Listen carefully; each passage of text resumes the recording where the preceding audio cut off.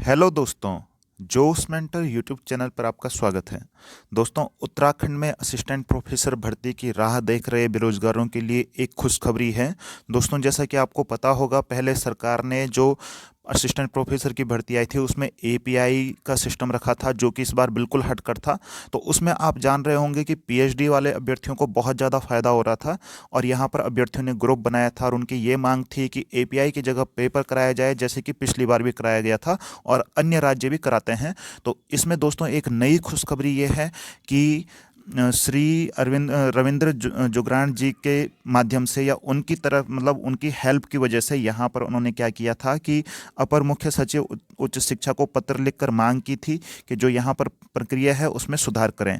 तो दोस्तों, अब इसमें हुआ ये है कि अपर मुख्य सचिव की तरफ से अपर मुख्य सचिव की तरफ से जो है वो निदेशालय यानी शिक्षा निदेशालय, उच्चतर शिक्षा निदेशालय को जवाब तलब किया गया है। तो दोस्तों, इसमें होगा ये कि अब यहाँ पर जो भर्ती है उसमें संशोधन की भी बात की गई है। तो दोस्तों, ये बहुत ही बड़ी खुशखबरी है।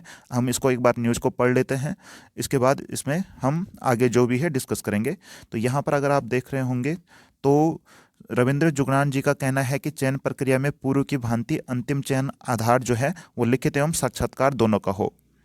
अंतिम जो लिखित परीक्षा के 85% अंक और साक्षात्कार के 15% का उसमें योग होना चाहिए। दूसरा, यूजीसी ने भी 2023 तक पीएचडी को कंपलसरी नहीं किया है असिस्टेंट प्रोफेसर के लिए।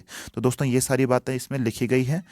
अगर आप यहाँ पर देख रहे होंगे तो प्रदेश में 350 असिस्टेंट प्रोफेसर की भर्ती प्रक्रिया को लेकर उठ रहे सवालों के बीच प्रदेश शासन ने उच्च शिक्षा निदेशालय से जवाब तलब किया है और कहा है कि इस भर्ती प्रक्रिया को लेकर उठ रहे सवालों को जवाब देते हुए भर्ती की विज्ञप्ति को संशोधित किया जाए। तो दोस्तों, अगर ये मुख्य सचिव की तरफ से ये लेटर गया है शिक्षा निदेशालय को, तो आप ये मान सकते हैं कि बिल्कुल अब इसमें काम होने वाला है और यह काम बिल्कुल छात्रों के हित में भी है।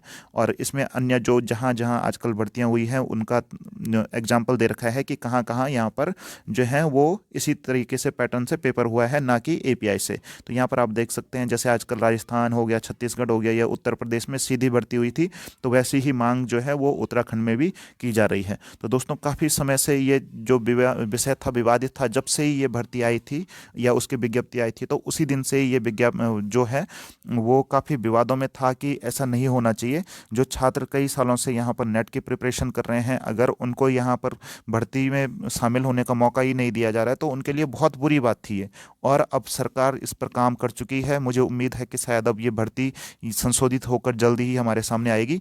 मैं तो ये कहूँगा कि इसमें जो है यूसेट के पहले, सबसे पहले तो यूसेट को जो फॉर्म है उसको निकालना चाहिए, क्योंकि ऐसा होना चाहिए कि जो स्टेट के अभ्यर्थी हैं उनको भी इस पेपर में बैठने का और उनको सिलेक्शन का जो है वो मौका मिलना चाहिए। दोस्तों, आप देख रहे होंगे कि अदर स्टेट भी क्या करते हैं कि अपने स्टूडेंट के लिए कुछ ना कुछ फ़ायदेमंद चीज़ें रखते हैं ताकि उनके स्टूडेंट को ज़्यादा फ़ायदा हो।